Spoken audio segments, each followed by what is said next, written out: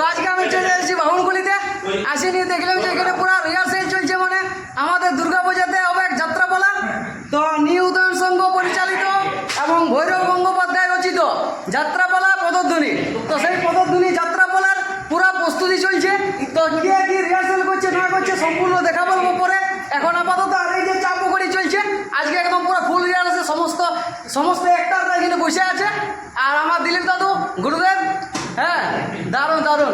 আগে আমি গুরুদেবকে প্রণামটা করে নিই। তো আমি দিলীপ দাদুকে প্রণামটা করি।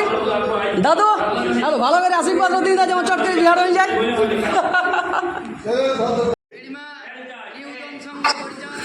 তো কাকা জানাই দিচ্ছে যে এই বইটা মোটামুটি 30 বছর আগে উদয়ন সংঘ পরিচালিত অভিভাবকরা করেছিল। তো কাকারা নতুন করে আবার এই বইটাকে করছে, সেটা হচ্ছে এই নিউ উদয়ন সংঘ পরিচালিত যে যাত্রা অ্যাক্টররা আছে তারা করছে এই বইটা। তো দেখা যাক সেই পুরানো যারা করেছিল তাদেরটা কেমন হয়েছে, আর আমাদের এই নতুন অ্যাক্টররা যারা আছে তারা কীভাবে এই বইটাকে ঠিকঠাকভাবে জমাতে পারছে কি নাই পাচ্ছে, এবং দর্শক দিকে কেমনভাবে রাখতে পারছে না পারছে সেটা আপনাদেরকে দেখাবো। তো চলুন দেখা যাক রিহার্সেল।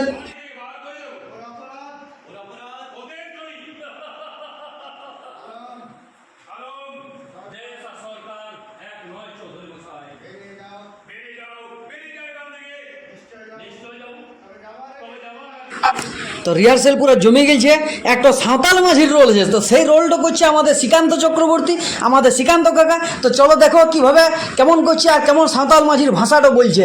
তো চলো দেখো তোমরা রিহার্সেলটা, আর ওর রিহার্সেলটা দেখে নিয়ে তোমরা বলে দাও যে কেমন ভাষাটা ঠিকঠাক বলতে পারছে না নাই পারছে, এবং যাত্রায় কীভাবে করবে বা না করবে। রিহার্সেলটা দেখে নিয়ে তোমরা কমেন্ট করে অবশ্যই জানাবে। কারণ একজন বাহুন ছিলা হয়ে ওই সাঁওতাল মাঝির ভাষা বলা চারটেখানি কথা হলো। চলো দেখো তোমরা সবাই।